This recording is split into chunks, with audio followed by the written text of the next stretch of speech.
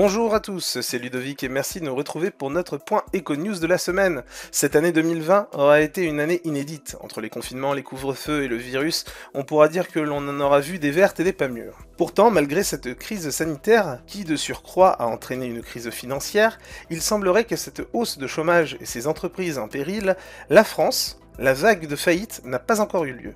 Malgré la violence de la crise, le nombre d'entreprises en faillite par rapport à la même date l'année dernière semble être inférieur. Ce paradoxe semble s'expliquer par les différentes mesures de soutien aux entreprises prises par le gouvernement pour contrer la crise coronavirus. Fonds de solidarité, prêts garantis par l'État, modification des législations aux entreprises en difficulté, toutes ces mesures semblent porter leurs fruits. Et pourtant, pour certains analystes, ces chiffres restent trompeurs. Les aides publiques et le refus de l'URSSAF à assigner les entreprises en difficulté expliquent cette baisse.